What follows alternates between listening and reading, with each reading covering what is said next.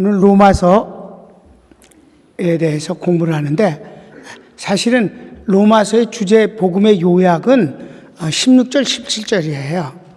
자, 먼저 8절부터 보면은 15절까지의 두 가지 내용인데, 로마 교회를 방문하고자 하는 목적이 뭐냐 하는 거예요. 사도 바울이. 그게 바로 로마 교회 방문의 목적은 신령한 은사를 나누어 주기 위함이라고 말하고 있습니다. 자, 같이 읽어볼까요? 시작. 로마 교회 방문의 목적. 신령한 은사를 나누어 주기 위함입니다. 8절에서 12절인데 같이 보시겠습니다. 시작. 먼저 내가 예수 그리스도로 말미암아 너희 모든 사람에 관하여 내 하나님께 감사함은 너희 믿음이 온 세상에 전파됨이로다. 내가 그의 아들을 복음안에서 내 심령으로 섬기는 하나님이 나의 증인이 되시거니와 항상 내 기도에 쉬지 않고 너희를 말하며 어떻게 하든지 이제 하나님의 뜻 안에서 너희에게로 나아갈 좋은 길 얻기를 구하노라. 내가 너희 보기를 간절히 원하는 것은 어떤 신령한 은사를 너에게 나누어 주어 너희를 견고하게 하려 함이니 이는 곧 내가 너희 가운데서 너희와 나의 믿음으로 말미암아 피차 안위함을 얻으려 함이라. 앞부분엔 로마 교회가 이미 다 전 세계에 소문이 나 있다. 왜? 감춰진 동네가 아니고 세계의 수도니까 로마 교회의 모습은 자연스럽게 온 세상에 퍼져 있게 되게 돼요. 그가 얼마나 로마를 가고 싶어 했었던가는 여러 군데서 나타나는데, 이제 모쪼록 그 좋은 길이 열려서 너에게 가기를 원하는데, 가기를 원하는 목적이 여행을 가기 위해서가 아니라 너에게 가서 세상에 속한 것이 아니라 하나님께 속한 신령한 선물을 주기를 원한다. 그 선물을 주기를 원하는 내 마음이 그 선물을 받는 그 일을 인하여 너희도 기쁘고 나도 기쁘기를 원한다. 바로 이게 그 복음을 전하는 사람의 마음입니다. 오늘 축복에 대한 찬양이 있었는데 정말 마지막 주일날 좋은 찬양이라고 생각이 되네요. 예수님도 이 땅에 오신 목적이 분명하다고 하셨어요. 요한복음 10장 10절을 보면 이게 여러분 담임 목사의 목회 철학이 뭐냐고 물어볼 때, 인터뷰 같은 거 할 때 물어보잖아요. 교단 신문에 이렇게 인터뷰 같은 거 할 때 목사님 목회 철학이 요한복음 10장 10절입니다. 이렇게 대답하는 것입니다. 유럽에 가서 선교대회를 할 때도 그 CGN 거기에서 목사님 목회 이렇게 주일하는 목적 철학이 뭡니까? 가치관이 어디 둡니까? 요한복음 10장 10절입니다. 그게 바로 예수님의 이 땅에 오신 목적이에요. 자, 시작. 도적이 오는 것은 도둑질하고 죽이고 멸망시키려는 것뿐이요 내가 온 것은 양으로 생명을 얻게 하고 더 풍성히 얻게 하려는 것이다. 생명을 얻는 것은 목사가 할 수 있는 일이 아니에요. 교회가 주는 것도 아니에요. 주님이 주시는 것입니다. 그 대신 생명을 얻은 뒤에 아이가 태어나면 어디서 자라요? 부모가 있는 가정에서 자라야 되잖아요. 그래서 제일 불쌍한 게 부모 없는 고아입니다. 성경에서 제일 불쌍하다고 말합니다. 그래서 부모가 있는 집을 우리는 가정이라고 그러는 것입니다. 교회는 가정입니다. 그러니까 교회가 하는 일은 들어가며 나오며 꼴을 넣고 그 다음에 더 풍성히 얻게 하는 것이다. 담임 목사가 하는 일은 더 풍성히 얻게 하는 것입니다. 곧 축복을 받게 하는 것이, 은혜와 축복을 받게 하는 일이 담임 목사가 하는 일이에요. 지금은 하도 여행객들이 많아서 어느 나라나 다 공항이 미어 터집니다. 그러니까 요즘은 또 다 전산화 되기 때문에 컴퓨터에 의해서 출입국 심사를 아주 간단히 하고 지나가요.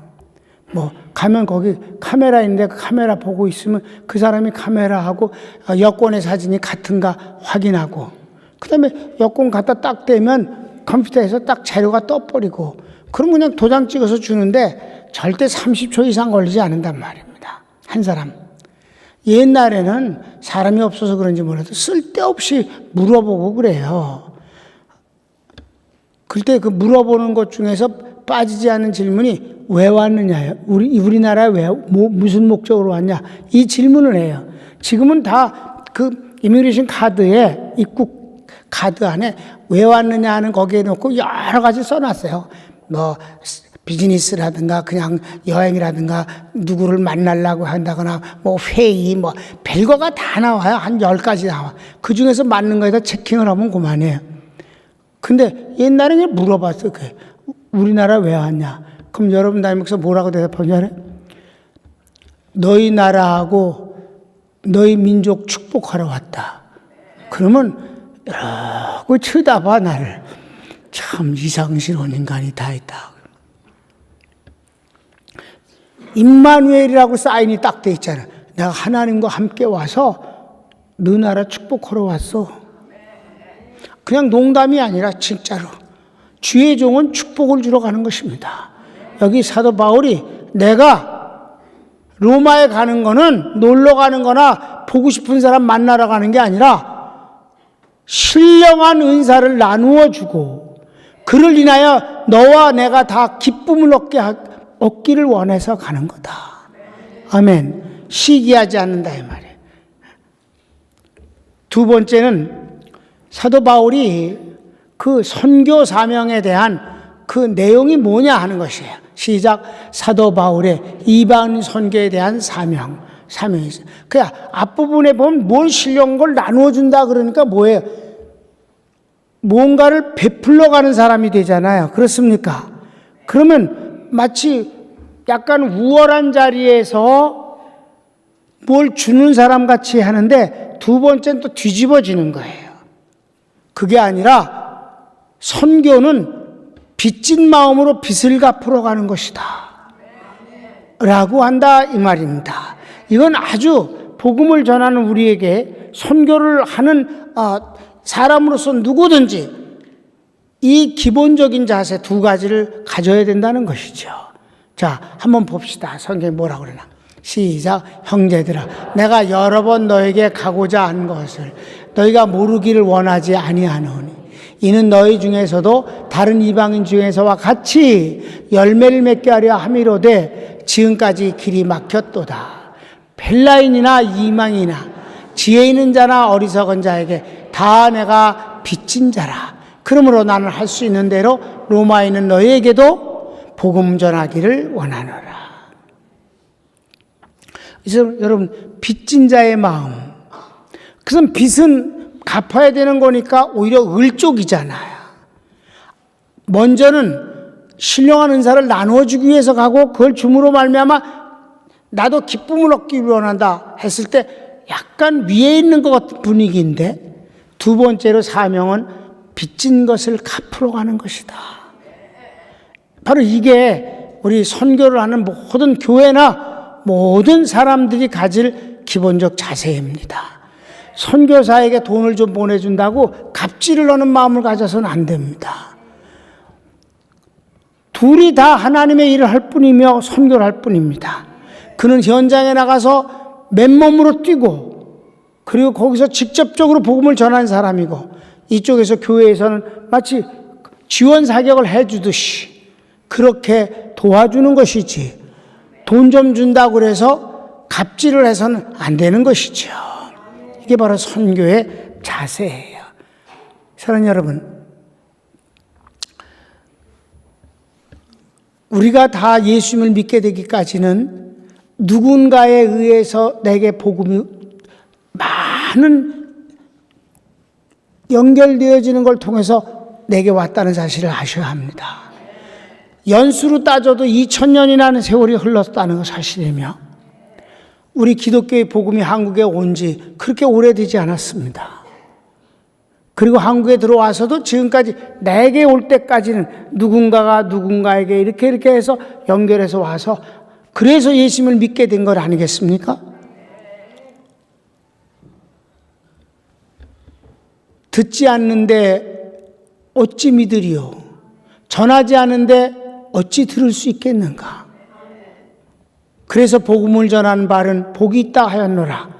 그러니까 복음을 누군가가 전해서 예수님 때부터 시작해서 쭉 내려와서 서방으로 갔다가 미국에서 주로 한국에 들어왔습니다.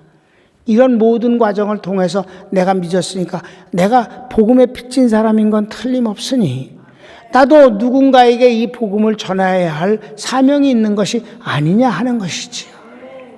그렇습니다. 그래서 여러분 어떤 빚도 지지 말라고 성경은 많이 말씀하고 있어요. 성경 여러 군데서. 근데 빚을 질 두 가지가 있다고 그랬어요.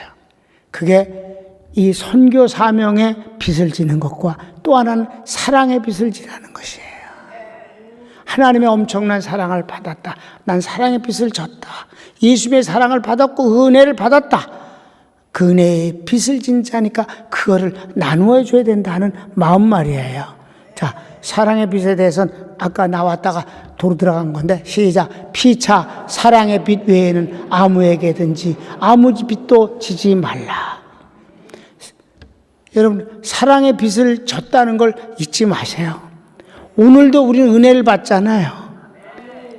사랑을 받습니다. 세 번째, 이게 로마서 1장 16절 17절이 로마서의 이제 키워드라고 그래갖고 주제입니다. 각 성경은 주제가 꼭 있어요. 예를 들어서 마태복음 같은 경우는 4장 23절입니다.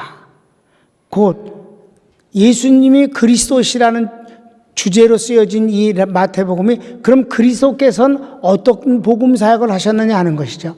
예수께서 온 갈릴리에 다니시면서 복음을 선포하시고 가르치시고 모든 병든 자를 고치셨느니라. 이게 주님의 그리스도 사역이에요. 요한복음 같은 경우는 요한복음이 뭐냐? 요한복음은 예수님은 하나님이시다입니다. 태초에 말씀이 계시냐, 이 말씀이 하나님과 함께 계셨고 이 말씀이 곧 하나님이시다. 이 말씀이 육신이 되어 우리 가운데 거하시니 그 영광을 보니 은혜와 진리가 충만하더라. 독생자의 영광이요 은혜와 진리가 충만하다라고 그랬어요. 그러니까 이렇게 각 책마다 그 요절이 있는데 사도행전은 1장 8절이잖아요. 너희가 성령을 받으면 권능을 받게 되고 예루살렘과 온 유대와 사마리아와 땅 끝까지 이르러 내 증인이 되리라. 요절이 오시다. 그 로마서는 바로 16절 17절이 바로 요절입니다. 그래서 아주 중요해요. 가능하면 16절 17절 정도는 외우면 좋겠어요.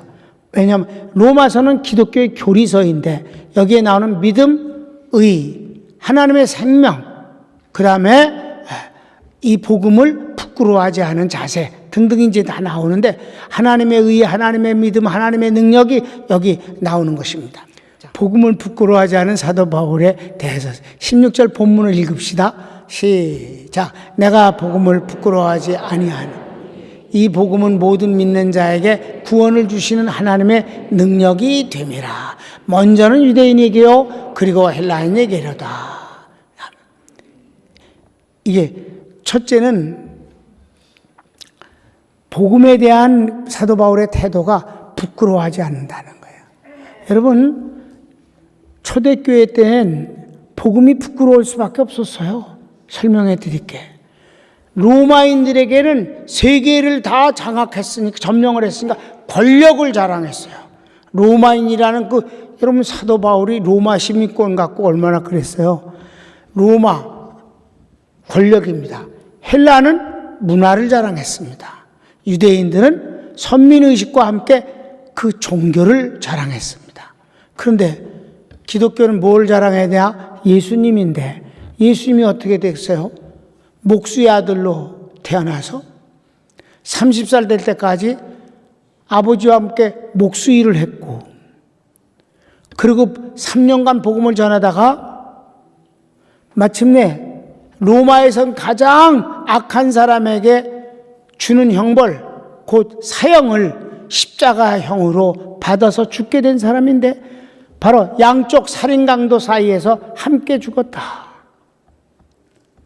여러분, 이 예수님이 복음인데 이 예수님을 자랑하기에는 인간적인 면에서 세상적인 면에서는 참 벽이 높다 이 말입니다. 그렇겠습니까? 그때 상황으로 가보면 그렇다 이 말이에요. 그러니까 사도 바울이 제일 먼저 나는 복음을 부끄러워하지 아니하노라. 이 예수님을 부끄러워하지 않는다. 여러분, 우리 교회 개척 당시 청년회가 만들어졌는데 그 청년회 회장이 어디선가 버스를 타고 와요, 교회를. 근데 이 친구가 성경을 이렇게 겉표지를 이렇게 싸갖고 다녀요. 그래서 내가 성경에 그 상처 날까봐 그렇게 그 표지를 싸갖고 다녀? 그러니까 아니요, 좀 창피해서요. 왜? 성경을 갖고 버스를 타면 사람들이 이렇게 쳐다봐요. 그래서 내가 네가 청년회장이잖아, 평강교회. 내가 이 얘기를 들으니까 너무 하나님 앞에 송구스럽고 죄송스럽다. 그러지 마라.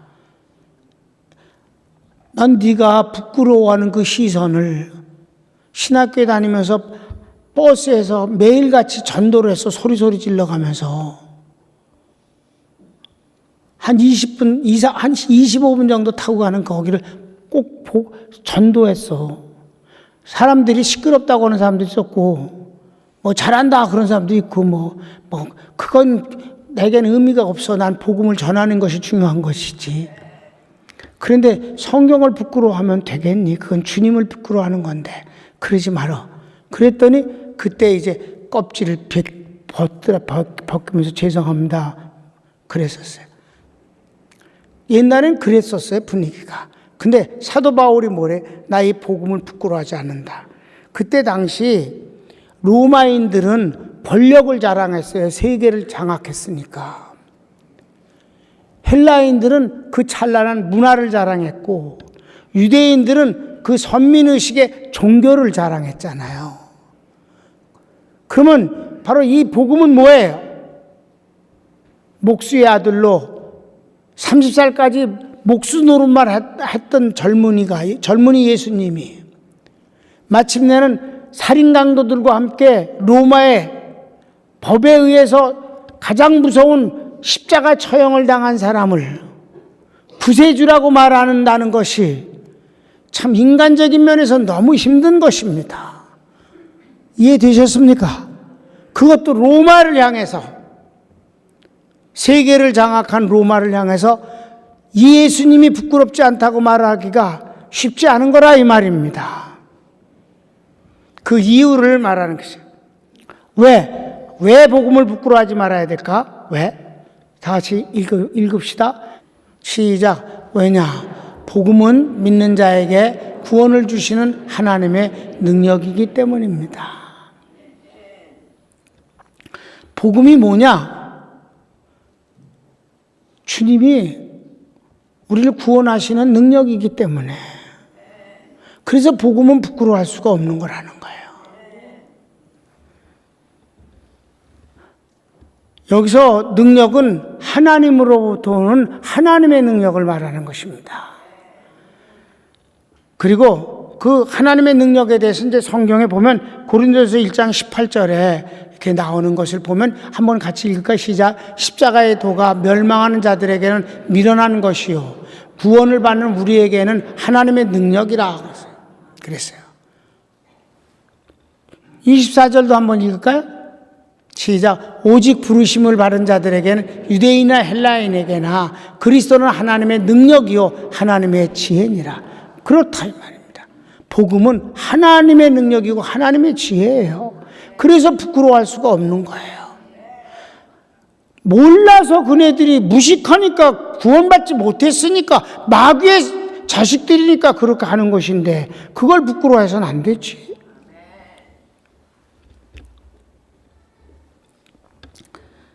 두 번째 구원은, 여러분, 우리가 구원을 주시는 하나님의 능력이다. 그럼 구원이 뭔데?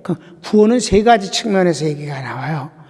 구약에선 먼저 개인 구원이 있는데 그건 재난이 없는 거예요. 어떤 어려움에서 회복되는 것을 구원이라고 봤어요. 병에서 낫는다든지. 또 국가적인 구원이나 민족적인 구원을 할 땐 뭐 가뭄 또는 무슨 이웃 나라의 침략, 전쟁 이런 걸 통해서 어려울 때 승리하는 것, 이런 민족적 구원을 구원이라고 불렀어요.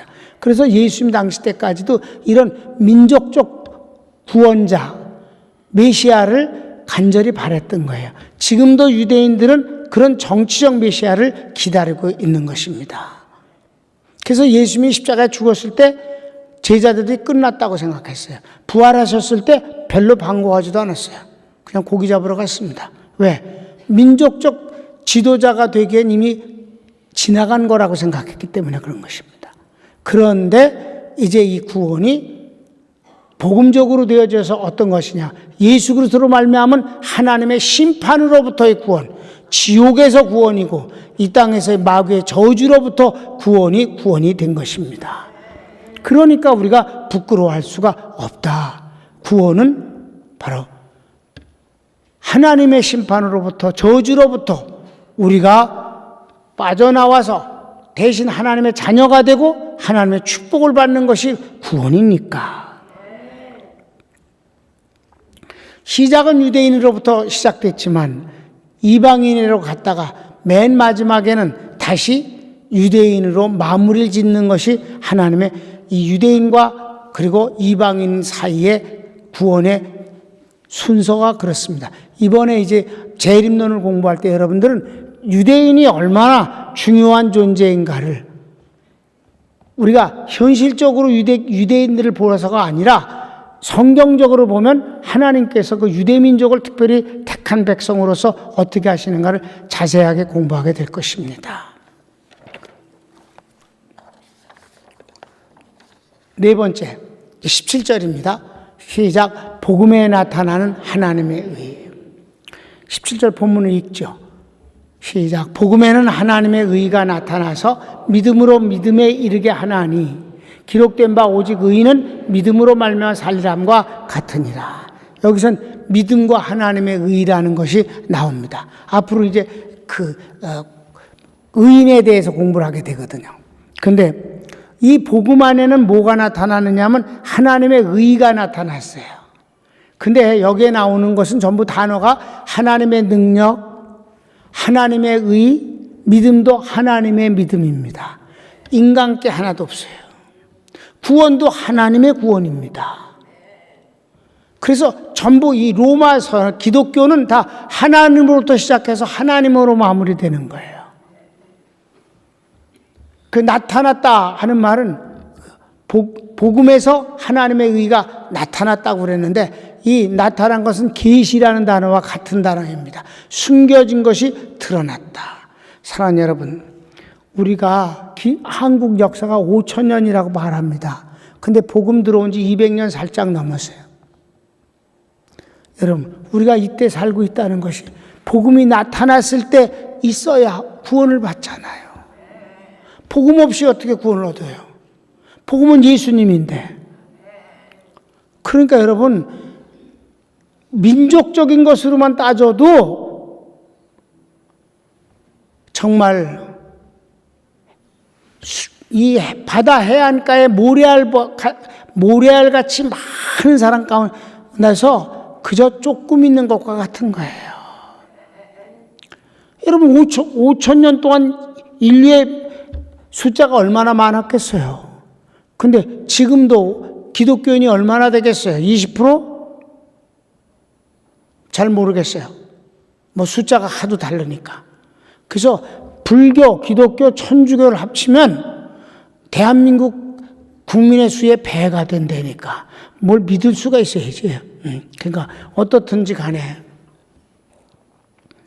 우리가 지금 예수 믿는다는 것이 뭐 교인들이 많으니까 많이 믿는다고 그럴 것 같아도 민족적으로 보면 이 비밀 가운데서 나타난 복음이 정말 귀한 거예요.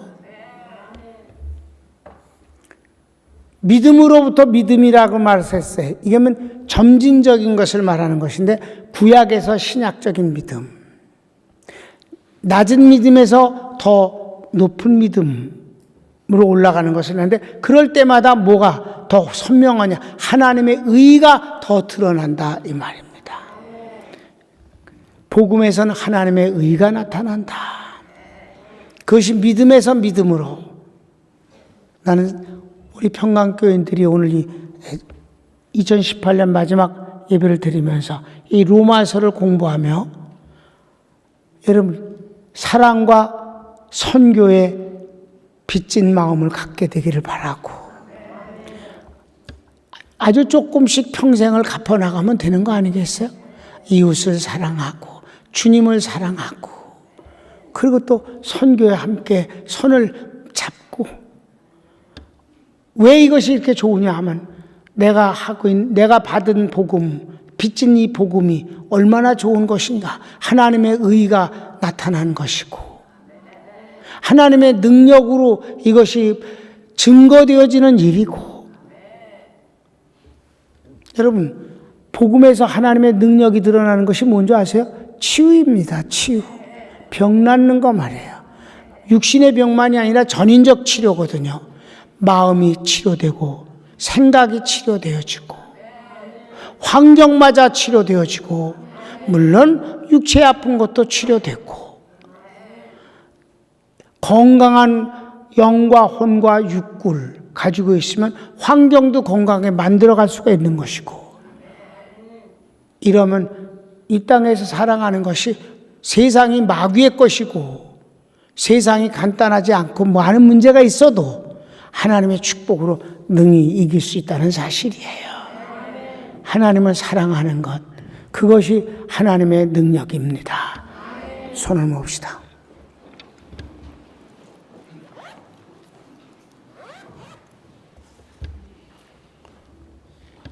사랑하는 여러분, 아무 빚도 지지 말라고 하셨는데 그 대신 빚진 마음이 있다고 그랬습니다. 하나님이 나를 사랑하신 그 사랑의 빚을 갖고 우리도 사랑하는 것과 내가 구원을 얻은 것이 누군가의 나도 알지 못하는 그 누군가의 수백 명의 그 영혼을 거쳐서 내게 또 왔으니 나를 통해서 누군가가 또 복음을 접하고 예수님을 만날 수 있는 이 복음의 빚진 자가 되어지는 선교의 사명도 중요하다는 사실입니다. 왜냐하면 이 복음은 우리를 구원하는 하나님의 능력이며 하나님의 의가 나타난 것이기 때문이다. 하나님, 제가 더 믿음에서 믿음으로 좀 더 좋은 믿음으로 발전하게 해 주소서. 주여 한번 부르기도 합시다. 주여. 사랑하는 주님 감사합니다.